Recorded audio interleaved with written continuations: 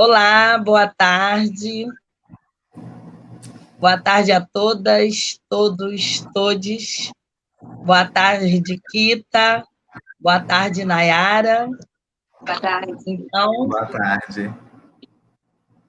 eu sou a Sinara Rúbia, sou educadora, sou pesquisadora, atuo na área das artes negras, trabalho com literatura infanto-juvenil negra, uma literatura afirmativa, desenvolvo algumas iniciativas e ações antirracistas através da arte.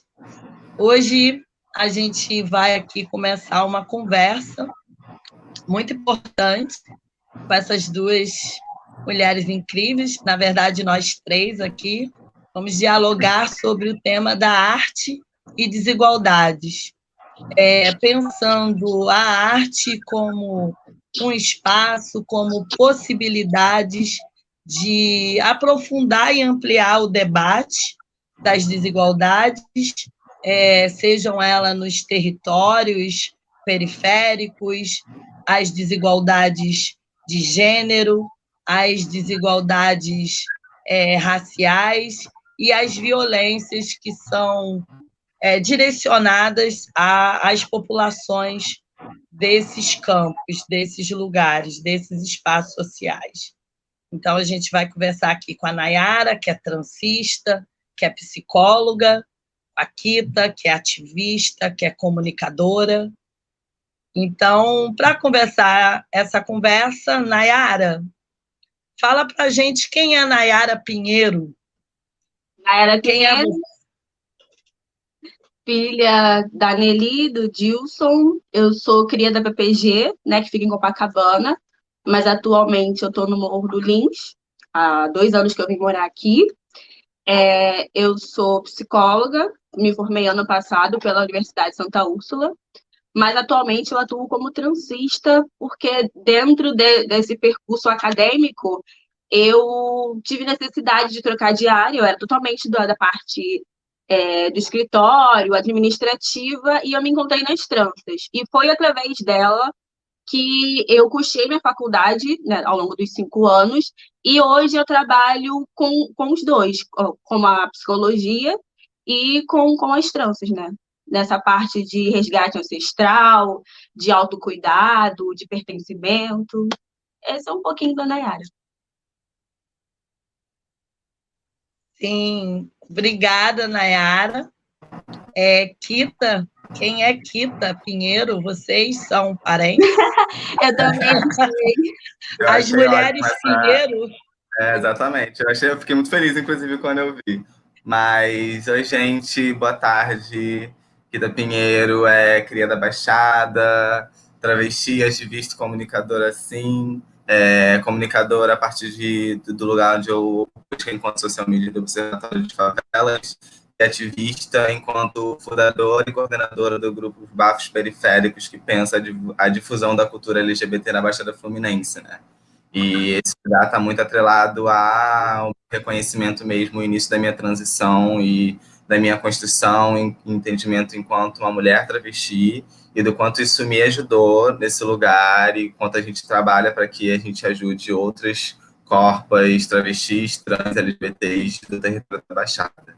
Em resumo, resumão, é isso. Sim, Kita.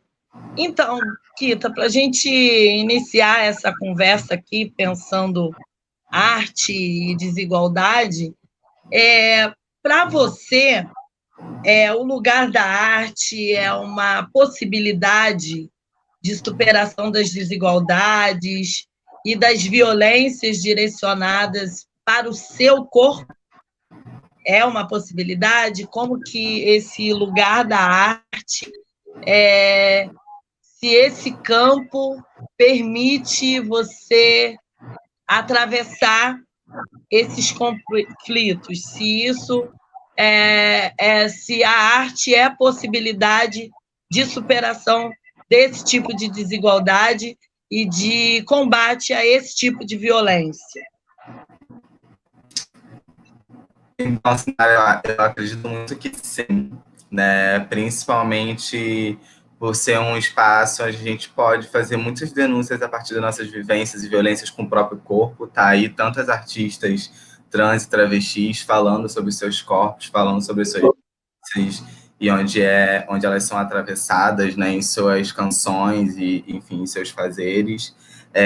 A arte também me ajudou muito em relação a isso, porque o grupo que eu coordeno, ele trabalha nesse lugar de ser um evento multimídia que apresenta e visibiliza artistas, né? Mas também tem esse intuito da gente debater no espaço onde a gente está, seja um espaço público, seja um espaço fechado, seja na rua, mas que para além de um evento de apresentações artísticas, seja também um espaço de troca, de trânsito, que as pessoas que a gente às vezes nem mensura, que estão ali ouvindo, estão ali entendendo, possam absorver um pouco disso e ser o mínimo que a gente consiga fazer, sabe, para basicamente conscientizar esses lugares de violência e de desigualdade que acontece, assim, né, principalmente e especificando mais desse lugar do meu corpo. Então, eu acredito muito que a potência que a arte tem de, às vezes, ter um outro lugar de diálogo, às vezes não só de diálogo, também só de escuta desse lugar da violência, enfim. Eu acredito que a arte pode me dar pode nos dar, na verdade, infinitas possibilidades para além só de combates à violência e à desigualdade, mas por mil outras coisas, de autorreconhecimento também, que está muito entrelaçado a mim. Então, enfim, acho que é um pouco disso. E eu, enfim, acho que é um lugar que a gente não pode como é que eu posso dizer que a gente não pode, sei lá, menosprezar, e que eu ainda vejo muito disso, acho que principalmente quando a gente fazia muito, a gente estava fazendo muitos eventos na rua, lá na Baixada, né, que hoje em dia, enfim, antes de pandemia estava um pouco, não estava rolando por um bom tempinho, assim, mas do quanto um evento na rua com muitos artistas ainda chama muita atenção de muitas pessoas, principalmente falando de territórios periféricos, né? De territórios que não consumem a arte, o fazer daquela galera no seu próprio território, que a gente também debate muito esse lugar do trânsito, de sair das periferias e ir para o centro do Rio para consumir esses lugares e consumir o que a galera está fazendo. Então, quando a gente deposita e quando a gente cria esse espaço de trânsito, de troca, aberto para todo mundo ver, aí muitas das vezes a gente não mensura de como é que esse lugar está sendo atingido e quantas pessoas nós estamos atingindo com o que a gente quer falar, assim, e gritar também muitas das vezes. Isso que tá gritar, né? Quando você fala, eu te ouvindo aí dessas possibilidades, justamente esse trânsito é o que permite romper barreiras, né? Barreiras que essa configuração de uma sociedade desigual nos traz. E a arte, né? Dessa forma como você está colocando aqui para a gente, ela vai permitir o rompimento desses limites e também permitir o desenvolvimento, né? O desenvolvimento a partir da arte, porque esses limites eles acabam travando desenvolvimentos, né? Das pessoas, dos territórios, e a arte ela permite isso. E aí quando traz você aquele fala... incômodo também, né, Sinara? O incômodo é muito importante, mas é um incômodo em outro lugar, sabe?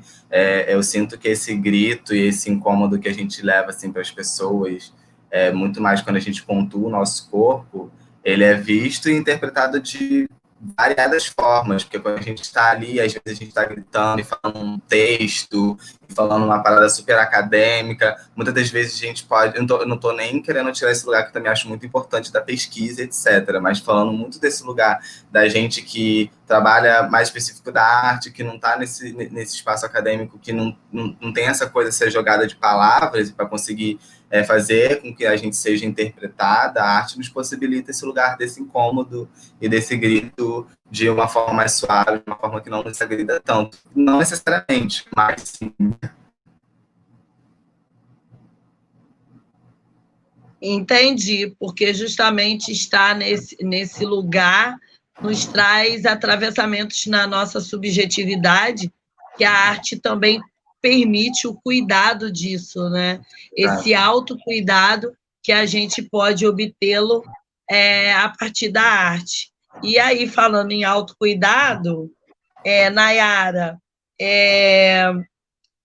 a arte, ela contribui, para você a arte, ela contribui na superação das desigualdades de mulheres negras, especificamente, agora fazendo um recorte racial.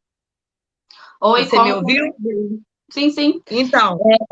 É fundamental. Eu acho que se toda criança pudesse ter acesso à arte, como eu tive muito cedo, eu venho de uma realidade que o espaço onde eu morava tinha acesso a balé, a teatro, levavam a gente para ocupar a cidade de uma outra forma, que é aquilo que te falava, você não poderia participar daquilo, mas os projetos que eu participei, ele fazia essa ocupação mesmo, de levar todo mundo da favela para o teatro municipal, vamos conhecer o teatro municipal, vamos assistir uma ópera, vamos ver que você é capaz, vamos ver uma bailarina negra. Sim, você pode ser uma bailarina negra. Atrizes negras aparecendo na água. Hoje em dia está bem mais na mídia, né? Mas antes era muito difícil. E essa sementinha foi plantada em mim. Tanto que hoje, quando eu participo das rodas de conversas, dos encontros culturais que acontecem aqui no Lins, no Morro do Encontro, que fica no alto do morro entre a Grajaú e Jacarepaguá, é justamente isso, é trazer o pessoal do asfalto para dentro da favela, para você ver que a favela tem potência, sim, que a favela tem grandes artistas, que as mulheres estão em destaque, seja cantando, seja participando de slams, seja trançando mesmo, porque, pessoal, mas trança participando de evento cultural? Sim, porque você pode incluir a trança em vários momentos, né? Seja para você orientar, seja para você contar uma história, seja para você manter a nossa cultura viva. E é fundamental. Eu acho que se tivesse disseminado esses projetos para mais comunidades, para mais periferias, não só essa parte mais zona sul do Rio de Janeiro, isso seria fundamental, porque a arte salvou minha vida, como salvou a vida de vários outros jovens que participaram desses encontros, mas você vê que por aqui hoje a gente não tem esse acesso. As crianças ficam na rua e lá participar de uma oficina de teatro era uma forma que as mães tinham de permanecer seus filhos vivos, né? De cuidar dos seus filhos. Não que elas queriam que eles fossem atores, que eles fossem grandes produtores, mas era uma forma de respaldar, saber que enquanto elas estavam no trabalho, seus filhos estavam estavam numa oficina de circo, aprendendo a desenhar, pintar, cantar e desenvolvendo até seus talentos. Hoje tem gente, eu tenho uma amiga que dança na Alemanha, a Débora virou uma grande modelo fora do país, a Samara também está fazendo grande sucesso e começaram lá comigo, fazendo balé de pequenininha, sabe? Aquela sementinha que foi plantada naquelas menininhas do Pavãozinho Cantagalo e hoje elas estão ganhando o mundo. Acho que isso é fundamental. Se todo mundo pudesse ter acesso à arte, ter esse grãozinho plantado, seria fundamental.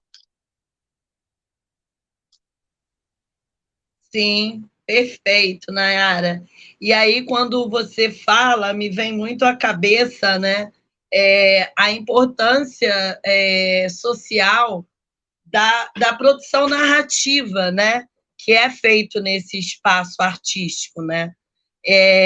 Eu lembrei muito do TEM agora, né, que é o Teatro Experimental do Negro, né, uma ação muito importante ali nos anos 40, que teve Abdias do Nascimento como precursor, né, idealizador desse movimento e dessa arte, e como que ela é revolucionária no sentido, né, de o teatro poder narrar essas vivências e essas experiências de ser negro num país, né, desigual, onde a desigualdade racial é uma das facetas dessa desigualdade social, uma faceta, inclusive, muito importante e muito fundamental para a manutenção das coisas, né? E o teatro negro ali, naquele momento, teve um papel muito importante dessa arte que a gente pode chamar de arte negra, né? Essa arte periférica.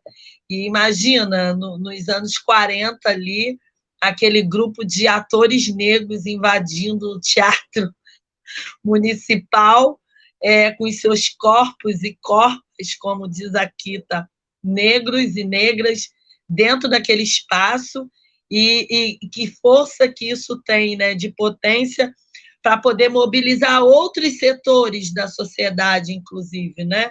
Então, eu costumo dizer que a questão, por exemplo, racial, que é uma das minhas áreas de pesquisa e que eu domino, por isso que eu estou trazendo isso aqui de exemplo, mas a gente vai ver esse mesmo movimento em outros setores também, que tudo isso que a gente chama de estrutural, né, essa desigualdade estrutural, esse racismo que é estrutural, todos os tipos de preconceitos e discriminações que são estruturais, e a manutenção disso é na produção discursiva, é na produção narrativa, que a arte tem uma grande responsabilidade de produção desse campo narrativo maior, seja através do cinema, do teatro, da literatura, por exemplo. E quando a gente consegue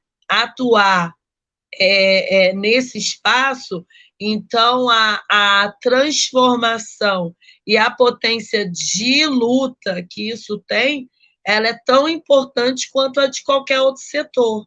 Porque às vezes a gente dá muito valor para a transformação através da economia, que é um espaço sim, só que a arte ela pode mobilizar ou desmobilizar estruturas que estão legitimadas aí historicamente durante muito tempo.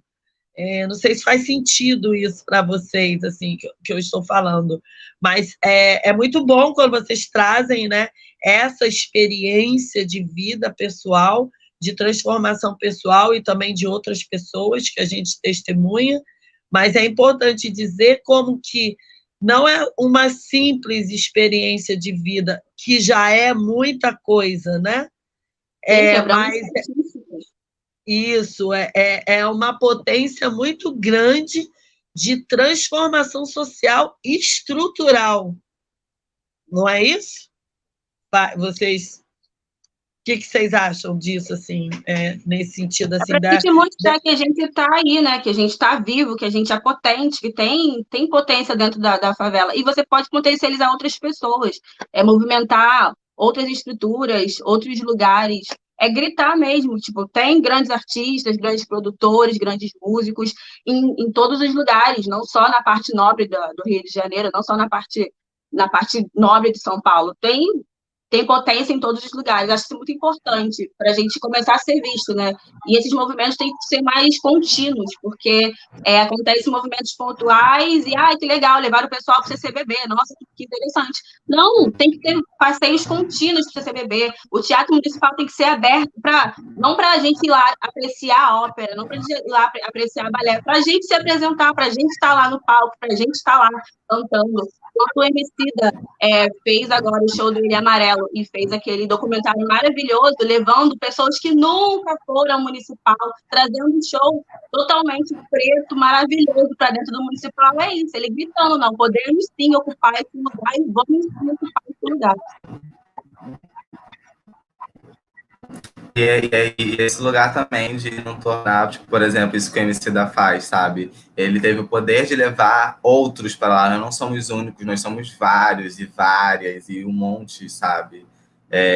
E quanto mais a gente cava, mais a gente vai achar, gente. E a gente está aí fazendo e tem gente que não, e muita gente, na verdade, não sabe o que a gente está fazendo. Às vezes nem a gente sabe que tem gente fazendo, sabe? Também é esse lugar. Sim, sim.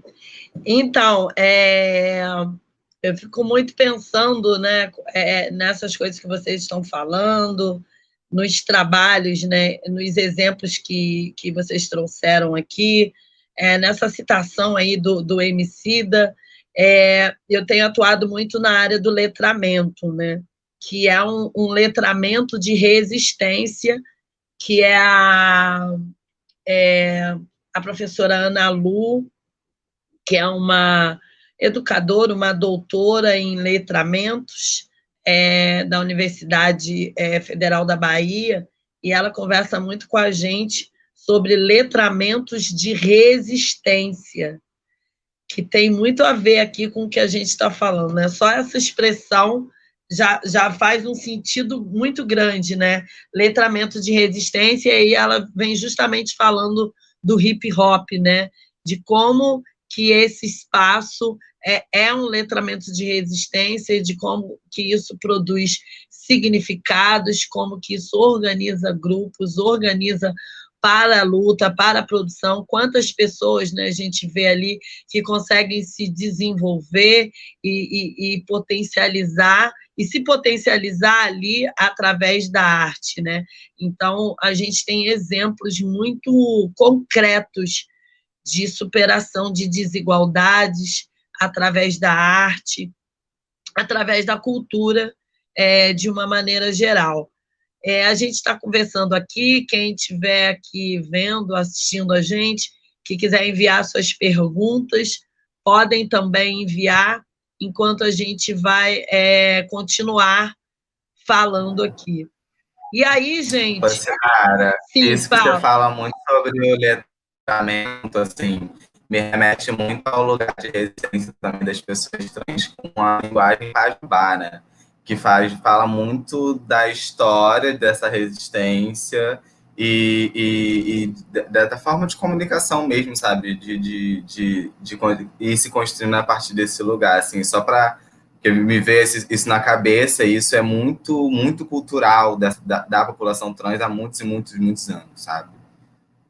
Sim, é isso mesmo, né? E é uma coisa tão assim, eu tenho nos últimos tempos pensado muito sobre essa conversa, tenho feito uma imersão, porque assim como você trouxe, né, esse exemplo aí da atuação nesse teu campo de ativismo, eu fico pensando aqui, né?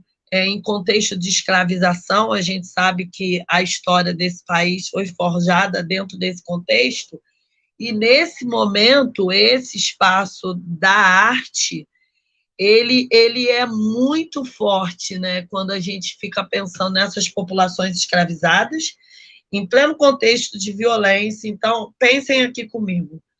Você tem ali um contexto de escravização forte ali, né? As pessoas trabalhando nos campos, nas lavouras, aquele trabalho escravo intenso, em condições subhumanas, uma violência física cotidiana e fortemente sobre aquele corpo negro. E aí, o que ele pare naquele momento para superar? Então, a pessoa está ali amassando café e, de repente, surge o jongo, pare o jongo, né? Então, é ali aquele culto, o jongo que está repleto dessa ancestralidade e dessa possibilidade de superação, e naquele momento ali se cria uma linguagem que passa a ser patrimônio cultural de toda uma sociedade que, curiosamente, o que dá para essa pessoa é algo que não deveria se dar para nenhum tipo de ser humano, e o que esse ser humano devolve e pare do fruto desse esquema de violência é um jongo. São as populações escravizadas nas lavouras de algodão da Virgínia, que surge dali os primeiros movimentos do jazz. Quando ele vai fazer a transição de um estado para o outro, você tem ali o surgimento do blues. Então, é isso que a gente... são essas possibilidades, né? Aqui no Brasil, você vai ter ali a capoeira, você vai ter os espaços sagrados de religião de matriz africana, que você vai ver que aquelas práticas elas estão totalmente interligadas com manifestações artísticas milenares que são preservadas dentro daquele espaço. Você tem toda uma produção narrativa que a gente chama hoje de mitologias, assim como todas as sociedades têm as suas mitologias, que então são literaturas que são surgidas e criadas nesse contexto. Então, a arte, ela é sempre resultado de processos de superação e resiliência, né? Quando você fala isso para mim, Kita, eu venho vendo como essa resiliência para superar essas desigualdades nos traz produtos potencialmente artísticos e que fica de legado aí para a humanidade. E aí começa a ser propriedade da humanidade, não é? É muito incrível quando a gente vai aprofundando esse debate das relações da arte com a desigualdade. Quais são as possibilidades e as potências. Quanto mais a gente vai aprofundando, pensando e conversando. E continuando, fala. E é legal ver que, ao longo do tempo, a arte serviu como acalento, né? Quando eles estavam tristes, eles cantavam, eles dançavam, eles louvavam seus orixás. E hoje em dia, quando a gente está triste, a gente coloca um rap, a gente canta uma música, a gente vai para um pagode, a gente trança um cabelo, a gente vai querer voltar, né, a essa raiz novamente. Às vezes a gente nem sabe, inconscientemente. A gente, vou botar um samba aqui, vou fazer uma faxina, vou pentear o cabelo, vou ficar bonita, né, vou receber um elogio, e isso já vem, ó, ancestral, já vem lá de trás. Essa necessidade de ouvir a gente mesma, né? Tipo, ouvir os nossos em comum, enfim, ouvir a nosso bonde mesmo.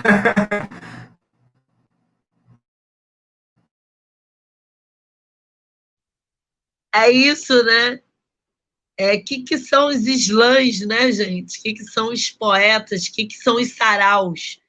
Pensa na cena dos saraus. Que possibilidades que esse cenário cria e que mudanças que esses cenários criam, né?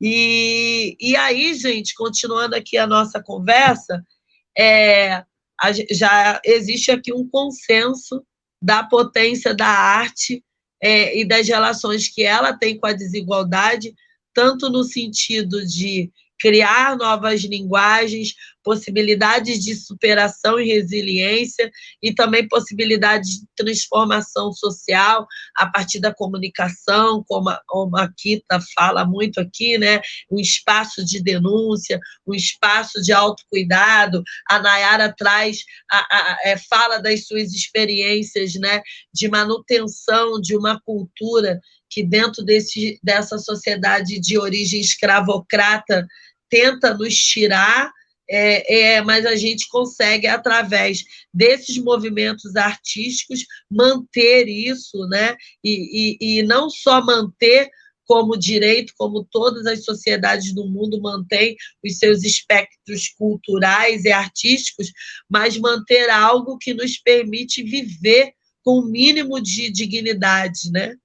E pensando nisso, quais, para vocês, queria que vocês pensassem um pouco agora aqui comigo, quais os desafios futuros para que a gente continue garantindo o espaço da arte como possibilidades de superação da desigualdade, mas também ampliando isso e alargando isso, né? Superando tudo que, ou não sei se a palavra é superando, mas dando continuidade a tudo isso que foi construído por todas as pessoas que vieram antes de nós e pela gente também que está aqui, porque somos agentes sociais aí em plena ação, utilizando esse espaço para a manutenção, né, para o nosso desenvolvimento, para o desenvolvimento da sociedade, melhor dizendo. Quando vocês param para pensar nesse cenário, né, que a gente está conversando aqui, desde o passado, de como que isso interfere agora no nosso presente, os nossos desafios futuros, né, que vocês pensam assim, o que vocês imaginam, quais os pontos que a gente precisa prestar atenção, que a gente precisa pautar a partir de agora, né?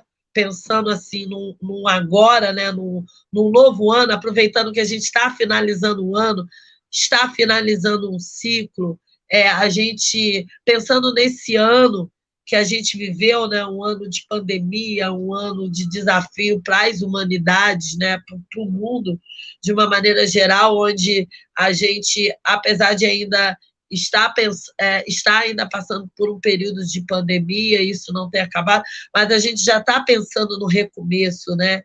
E aí, pensando nesse recomeço e pensando na arte, quais são os nossos desafios futuros que nós precisamos, quais os limites que nós precisamos superar, digamos assim. Queria ouvir vocês um pouco nesse sentido, nesse rumo de conversa, assim. A construção do futuro. 2021, pelo menos. Vamos focar em 2021, porque o futuro é muita coisa, né, gente? Eu acho que. Vai, Tita. Pode falar, segue. Não, Pode eu seguir. só ia complementar o que a gente estava conversando hoje na reunião pelo Zoom, né? Que acho que o nosso primeiro desafio principal é se manter vivo, é se manter são, para poder chegar a 2021, seja com forma de Covid, seja pela violência. A gente tem que se manter vivo, criar uma rede, né, com os nossos amigos, com os nossos parceiros, que a gente já tá criando, né, agora, para poder semear essa sementinha mesmo, né? Porque, como a Kita falou, às vezes ela está fazendo algo no território dela que eu nem sei, mas pode servir para o meu, a gente trocar essa ideia, sabe? Não dá para fazer mais um slam presencial, vamos fazer pelo Zoom, vamos marcar um encontro, vamos trocar música pelo WhatsApp, sabe? Vamos nos manter unidos, porque a gente precisa dessa troca, o ser humano precisa dessa troca, porque a gente ficou tanto tempo isolado que a gente acabou ficando um pouco egoísta, né? Não pensando no outro e pensando só em si. E essa troca é fundamental.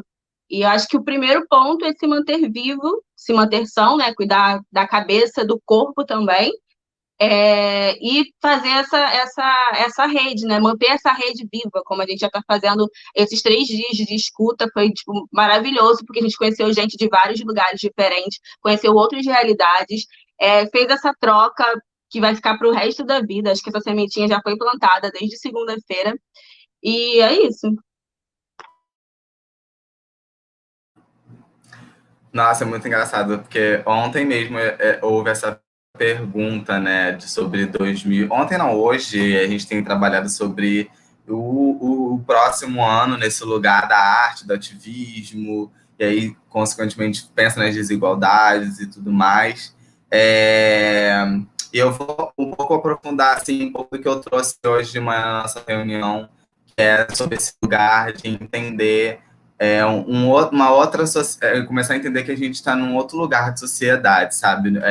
Pode ser que, para mim, eu fico muito aflita quando eu ouço muito das pessoas, quando eu começo a falar sobre esse lugar do gênero, da sexualidade, da travestilidade, da mulheridade, e fala, nossa, mas isso é um assunto tão complexo. Cara, não é complexo. Não é complexo você humanizar uma outra pessoa, não é complexo você tornar essa pessoa possível nos espaços, não é complexo você respeitar ela enquanto pessoa, sabe? Você não necessariamente precisa ter uma certeza e reconhecimento desse corpo, porque isso só basta para ela e não para o outro, né? Então, na verdade, não é complexo, é muito simples.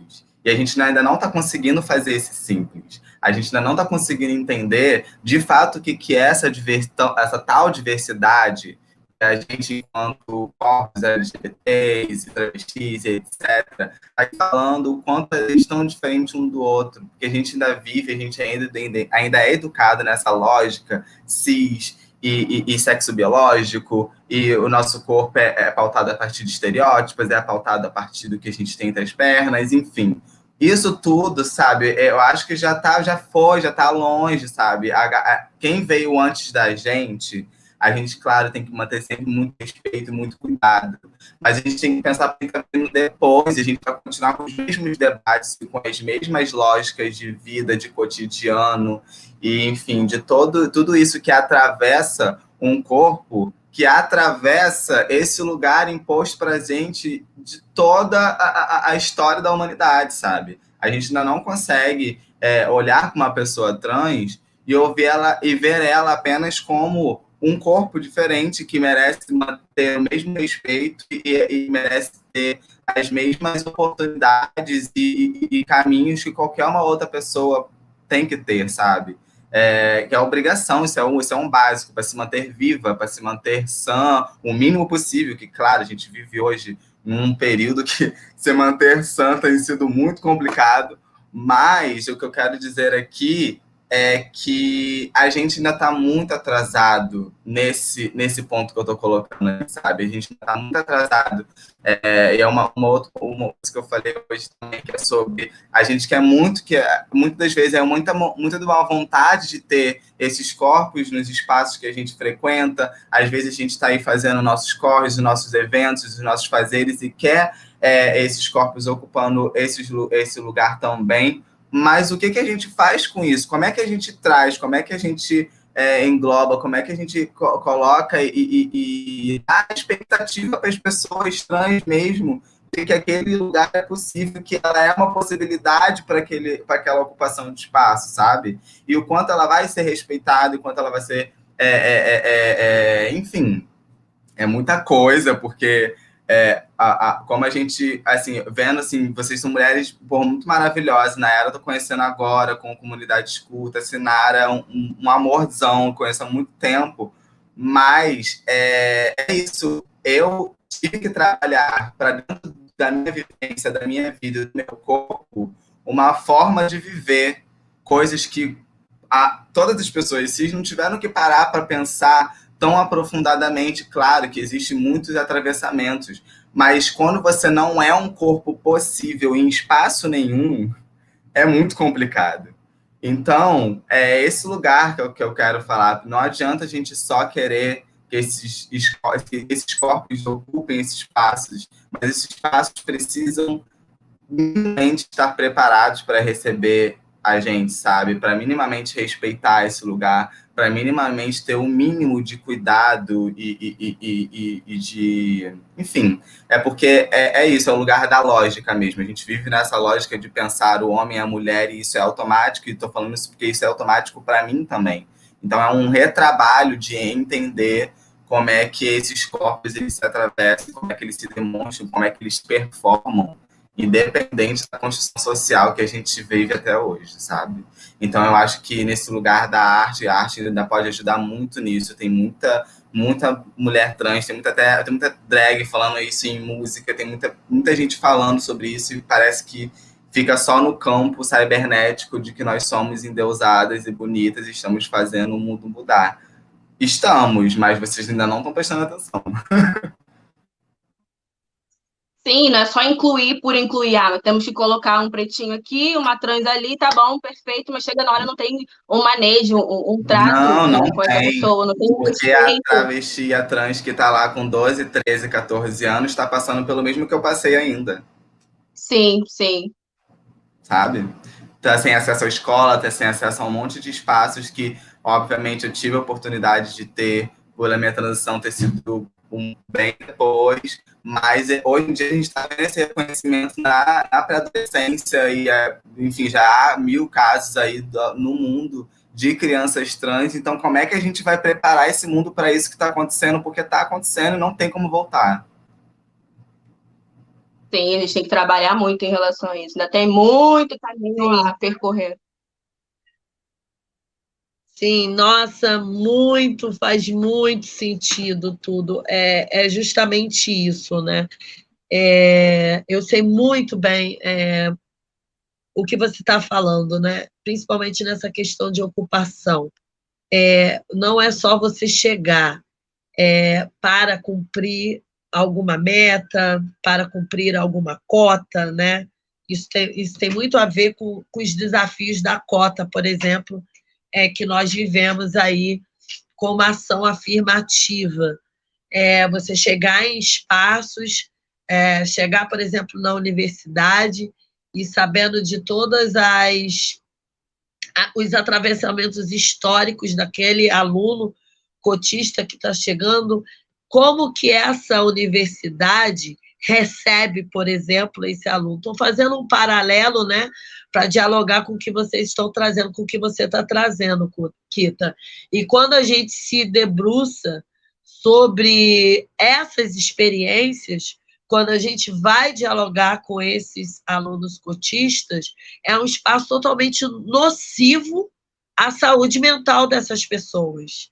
Então, você cria mais uma demanda para essa pessoa, porque você cria a lei, você cria a possibilidade, chega, já é uma luta, já é um debate, né? Fico imaginando os inúmeros questionamentos que vai se ter para o seu corpo, né, Kita? Ocupar determinados espaços, você já tem aquela luta ali que é histórica, que não é nem nossa, né, que já veio de antes, e quando você chega ali, é mais um outro universo de lutas e de coisas que a gente precisa porque aí a gente chega nesse lugar de que aí eu tô lá, e aí eu sou atravessada por uma violência verbal, ou seja, física, e eu tô ali em mais um passo sozinha. Porque depende do que eu falado, depende do que eu vou apontar, do que está acontecendo comigo naquele espaço, naquela situação, é mais um esforço meu sozinha, mais uma vez, de ter que estar ali, não tem nenhum igual para poder estar aqui, tipo, não, é isso mesmo, peraí. E aí, muitas das vezes, é isso, as pessoas que estão contigo e que gostam de você, que não são trans e etc., são pessoas cis, elas tentam, mas ainda não tá, sabe? Não, e nunca, eu acho que não vai ser compreendido ainda. Então, não é só preencher exatamente isso, o lugar da cota, é muito mais. Não, o corpo docente tem que estar ciente disso, porque às vezes a parte da violência vem do corpo docente quando você não aceita o nome social daquele aluno. E você quer chamar pelo nome de batismo, e a pessoa já tem um aval que ela pode ser chamada como ela quiser. E isso é extremamente... Até mudou o documento e não fazem esse tipo de coisa. Eu presenciei isso durante a graduação. Uma aluna teve que sair da faculdade por conta disso, não aceitaram o nome social dela. E, tipo, psicologia, totalmente elitizada, branca, uma faculdade na Zona Sul, e aí, cota, né? Cota daqui, cota de lá, mas se contar no dedo, 4 alunos pretinhos, tinha uma trans. Nossa, que legal. Ela teve que sair, porque ela não aguentou. Ela que estava trabalhando na graduação para poder ajudar outras pessoas que passam pelo mesmo atravessamento que ela não aguentou a barra e teve que sair. E eu, como profissional, fico extremamente estarrecida, sem saber o que fazer, porque eu era sozinha tentando articular. Gente, não é assim, vocês vão estudar para poder ajudar outras pessoas e vocês vão chegar na clínica com esse tipo de discurso. Que, mas o nome social, mas como é que deve te chamar? Gente, não precisa, chama pelo nome. É igual aquela velha história. Chama de negra, gente, chama pelo nome. Oi, Kita, tudo bem? Seja bem-vinda. Não precisa de muito, é uma coisa assim. Sim, gente, sim. E é isso. Eu fico pensando aqui, Kita, porque é isso, né?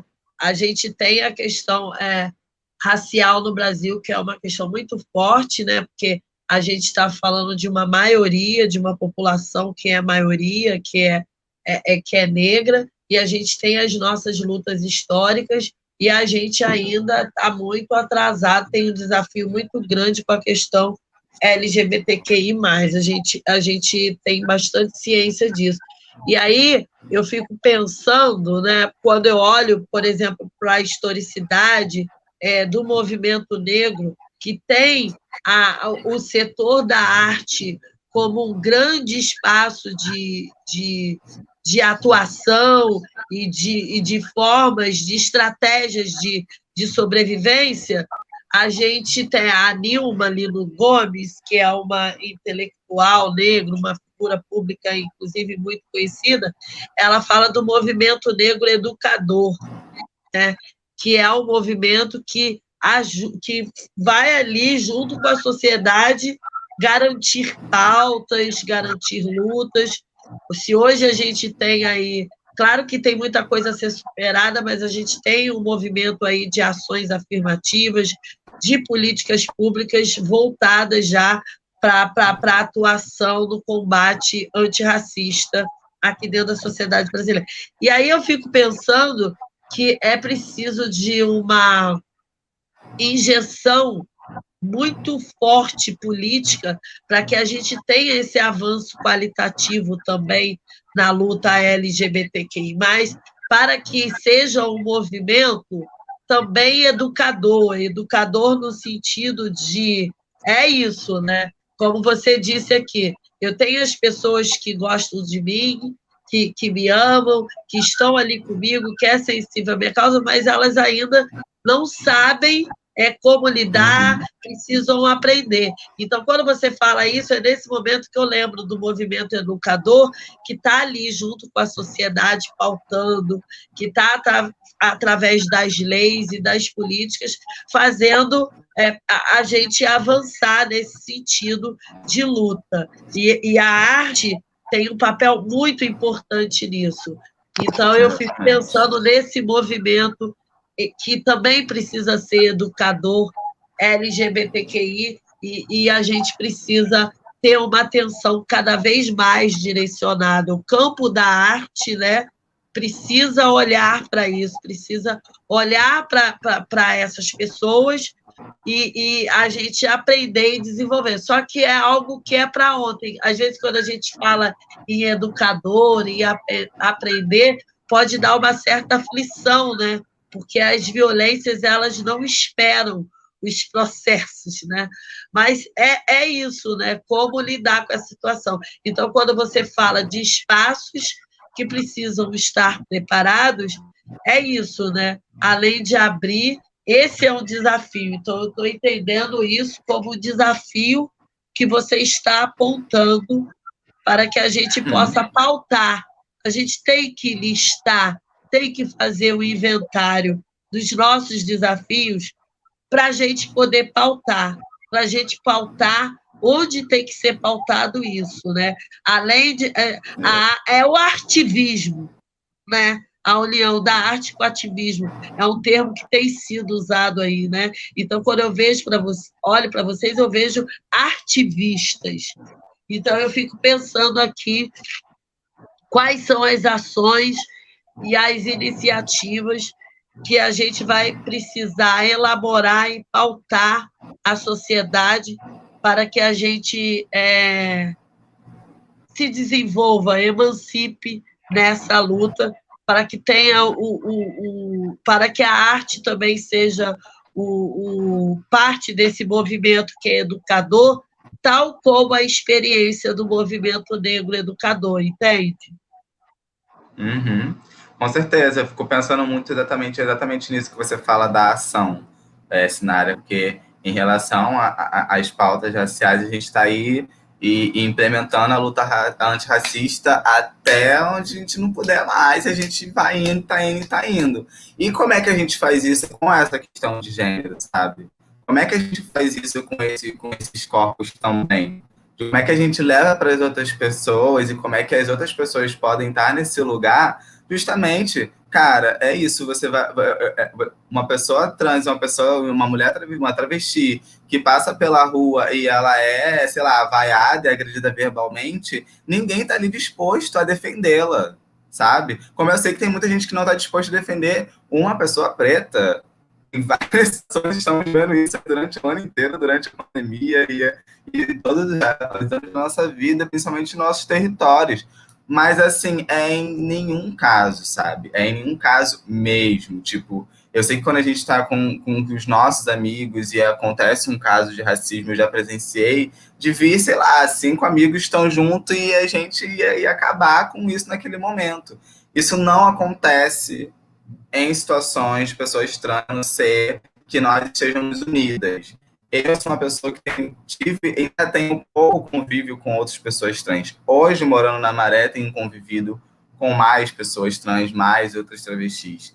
E isso foi há 3 meses para cá. Antes disso, o meu convívio ele todo foi até então junto de outras pessoas cis. Então, como é que eu sobrevivo nesse espaço, nesse lugar, nesse meu trânsito, de que as pessoas que me rodeiam, elas não fazem ideia de como é viver no meu corpo, de como é que é essa vivência, de como é que são os meus atravessamentos, sabe?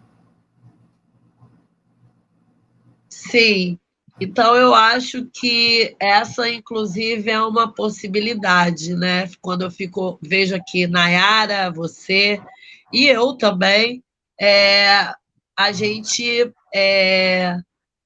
precisa... O nosso diálogo, né, a partir das nossas experiências, que inclusive são históricas, podem fortalecer e podem trazer, podem pensar, elaborar esses pautamentos que nós precisamos definir de maneira bem objetiva, né?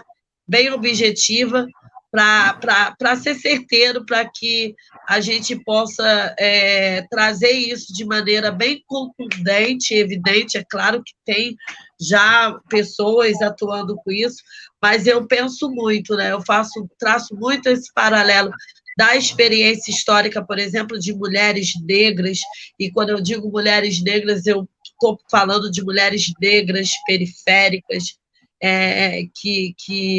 que precisam desenvolver diariamente, desde a sua chegada aqui, estratégias de sobrevivência. E a gente tem uma participação muito ativa nessa luta, nesses setores e na construção dessa sociedade. Então, eu penso que o nosso diálogo e a nossa experiência precisa estar alinhado, por exemplo, com essas questões que você está trazendo, Kita. Tenho certeza que se o encontro, né, uma boa conversa de Kita com Nayara, por exemplo, para pensar soluções, né, de ações, iniciativas e de pontos estratégicos para pautar, a gente vai ter um belíssimo documento. E eu acho que isso é já uma tarefa, né, de dialogar com os setores que podem contribuir nessa luta, e aí, a partir da arte também, mas pensando na ampliação disso para outros espaços e na linguagem disso. Maravilha. A gente está, assim, nos momentos finais, quase. Eu queria ouvir de vocês agora referências, né? A gente falou de artes, de desigualdade e de como, historicamente, isso atravessa a vida de pessoas dentro desses cenários diversos, desses tempos históricos e da construção da sociedade brasileira, e a gente fala como isso se dá no cotidiano das nossas vidas diárias, sobre nossos corpos, sobre nossos territórios. É importante ressaltar isso, qual é o espaço dessas desigualdades e dessas violências? É no território, né? Então, o território é um campo que também precisa ser pensado quando a gente vai falar sobre isso. E quais são, né, os exemplos e referências que vocês têm que tanto serviram para a formação e inspiração de vocês, que servem e que a gente precisa olhar e prestar atenção para a gente aprender com essas experiências e com essas referências? Queria ouvir de vocês duas, tanto Nayara, suas referências, e também da Kita, quais são as referências, pensando, né, nessa superação da desigualdade através da arte.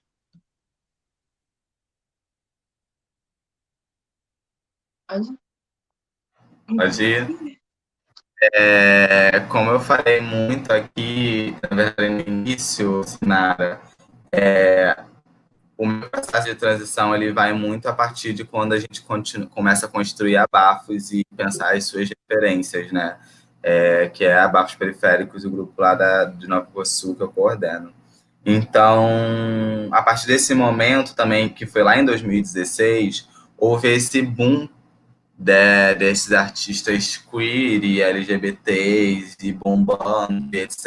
É onde nasce a Linda Quebrada, é onde nasce a Lineker, é onde nasce todas essas que a gente está vendo por aí e que se tornaram muito, muito referências para o que a gente faz, sabe? De onde elas vieram, mas principalmente a Linda Quebrada, né? Porque a gente se reconhecia muito nesse lugar do processo, e ela fala muito sobre esse lugar do processo do corpo, que a gente é um corpo, não esse lugar do híbrido do corpo, A gente é um processo a vida inteira e que a gente pode permitir atravessamentos desses corpos, dessas corpas, sejam, enfim, como a gente achar melhor aqui, e não negar isso para a gente, sabe? Eu acho que esse lugar, quando a gente vai debater o gênero e a sexualidade, e a gente fala muito e aponta muito esse lugar da cis heteronormatividade, de não ficarmos em caixas. A gente não tem necessidade de ficar nessas caixas, sabe? A gente pode haver a possibilidade de trânsito de desejos e quereres e performers para a gente, mantendo respeito para a gente e para o outro, sabe? Essa é a minha referência, a referência de onde eu vim me construindo, ouvindo essas mulheres que foram iniciando seus trabalhos e sendo vistos por nós até hoje. E, para além disso, todas as manas, manos trans, travestis que eu tenho na minha rede social, assim, eu acompanho a grande maioria e eu quero só ouvir essa galera, assim, pro resto da minha vida, porque é onde me enche de coisas, onde eu posso retribuir outras. Eu sempre mando mensagem para uma e para outra e falo, caraca, esse conteúdo aqui, meu Deus, era isso que eu queria falar, e vou lá e compartilho, sabe? Então, a minha referência são essas artistas que estão aí e falando sobre vários lugares, sobre tudo isso que eu falei aqui, porque é muitos pontos, muitos pontos. E as manas que estão próximas, que a minha proximidade muito mais virtual hoje em dia também, mas sempre tive um contato muito mais virtual. E, enfim, é a minha referência, quem eu me abasteço, é quem eu posso, sabe, sentir que eu não estou sozinha nesse mundo e que, enfim, é isso. Maravilha, Kita. Vou prestar mais atenção nas suas redes sociais. Ah, eu Vou lá olhar, vou buscar essas pessoas lá. Busquem, é importante. acho que minha referência Nayara, principal e a primeira não é conhecida, só quem convive é a minha mãe, minha tia, porque minha família é formada por mulheres guerreiras que sempre batalharam. Teve o meu pai, mas o protagonismo foi todo delas, porque a minha tia cuidou da minha mãe quando meu pai faleceu bastante cedo, e elas criaram uma rede de uma união, de uma irmandade que tem até hoje, que é isso, a gente aprendeu a ser nós por nós. Eu aprendi a ser mulher negra vendo o exemplo dela, né, como ela lidava com os problemas da vida, como ela enfrentava os problemas, como ela lidava com as coisas, como ela engolia sapo para eu estar onde hoje eu estou hoje, para minha irmã estar bem como ela está hoje. E se for falar do mundo acadêmico, eu me apaixonei por duas pessoas que são maravilhosas, que começaram a escrever sobre a minha realidade como transista, né? A Gabriela Isaías e a Luane Souza, que tipo, são perfeitas, maravilhosas, são pessoas maravilhosas, os artigos são maravilhosos. É, e, cara, não tenho o que falar, porque eu passei por um processo muito angustiante quando eu comecei a escrever o meu TCC sobre mulheres negras e suas tranças, que eu não achava referência, eu não achava referência.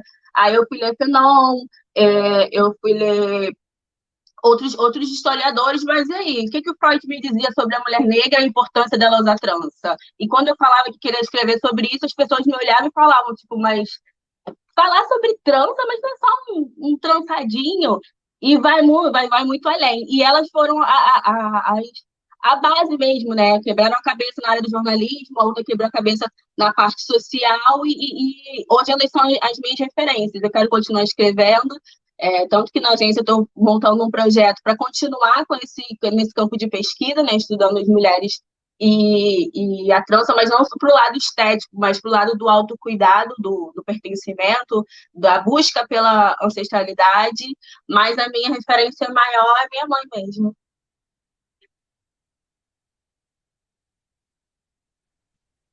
gente, maravilha, muito bom poder conversar com vocês, ouvi-las, e é isso, né? Quanto aprendizado em 1 hora de conversa. A gente falou bastante coisas importantes aqui.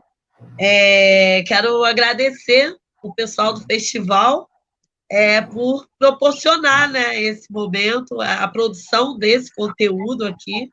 é importante dizer, né, que é um conteúdo que fica aqui. Eu tenho pensado muito, né, sobre esses conteúdos produzidos em tempo de pandemia, que ficam aí registrados e que são possibilidades da gente depois voltar, visitar de novo, e quantas coisas podem ser trabalhadas e pensadas a partir dessa escuta, da escuta desses conteúdos. Então, agradecer o festival, que é um festival bastante voltado para esse tipo de escuta qualificada, de ouvir esses atores, esses agentes sociais, por exemplo, representados aqui com você, Kita, e com você, Nayara Pinheiro. Vocês também são uma grande referência para mim. É muito bom poder dialogar com vocês e contar com vocês nessa luta de superação das desigualdades rumo a uma sociedade mais justa, mais igualitária, e que nós possamos construir juntas o novo modelo social. Porque é isso, né? Não é só pensar na superação dessas desigualdades, mas para onde nós vamos? Que modelo de sociedade queremos? Eu acho que isso é uma coisa que fica muito aqui pautada a partir dessa conversa com vocês. Então, acho que agora é aquela palavra, aquela frase final, aquele recado de vocês para a gente fechar essa live aqui com uma frase ou uma palavra aí de vocês. Uma frase. Eu já pode ir guiando para os agradecimentos, né? Uma mensagem, isso, encaminhando para o final. Suas considerações finais, digamos assim. Bom, a minha frase é uma frase que eu venho botando em onde eu sempre posso e falando sempre quando eu posso, que é: ninguém morta, todas vivas. É importante esse lugar da gente se manter viva, é importante esse lugar da gente se manter também de deixar a gente ser afetada, de deixar que as coisas nos afetem, nos deixem em momentos de restabelecer, de respirar. Isso é se manter viva também, respeitar o próprio corpo, respeitar os seus limites. Então, sobre esse lugar de se manter viva também, para além só dessas violências que nós, mulheres, enquanto todas nós, vivemos nessa sociedade. E queria agradecer, já tenho agradecido desde ontem nos meus stories, mas assim, eu estou adorando muito esse festival, participei no passado, estou participando aqui novamente, estar na comunidade de escuta também está sendo muito incrível. Ontem, enfim, para mim, aquela oficina comigo não foi com a Sil, foi com o Raul, me deixou pensando em muitas coisas. Sei lá, Raul transbordou esperança onde a gente não está conseguindo mais tirar, e isso foi ótimo, assim, sabe? Então, eu só tenho a agradecer a agência, o Instituto da Salles, toda a galera que nos escuta, toda a galera que está participando, a Sinara maravilhosa. Um beijo, Nayara, muito obrigada também por estar aqui. A gente está tendo essa troca e é isso, gente. Muito obrigada. A minha frase é: seja forte e corajoso, né? Porque a gente passa por tanta coisa e a gente tem que se manter forte, mas a gente tem que ter coragem para continuar. Sei que tá difícil, sei que para todas nós esse ano foi um ano bem puxado, mas tenho fé que todo mundo vai passar para 2021 e as coisas vão melhorar. Gostaria de agradecer vocês, esse encontro. Por mim, eu continuava nessa live, a gente desligava aqui, continuava essa conversa ao longo do dia, porque foi maravilhoso. Adorei conhecer vocês. Sinara já tinha um carinho muito grande, né, por fora, e agora, melhor ainda, Kita, quero você para minha vida. Acho que devemos ser primas distantes, vamos fazer essa árvore aí genealógica para saber. Deve ser parente da família, gata, tamo junto. Gostaria de agradecer a equipe do Escuta, e é isso, gente. Muito obrigada pela oportunidade. E é isso. É isso, gente. Então, eu vou fechar aqui com uma citação de um grande líder mundial que me inspira muito e inspira muitas pessoas. Ninguém nasce odiando alguém pela cor da sua pele, credo, religião ou qualquer outro tipo de escolha. Para se odiar, é preciso aprender. Então, se você aprendeu a odiar, é possível aprender a amar. E que a arte seja um espaço desse aprendizado. Beijo, meninas. Beijo.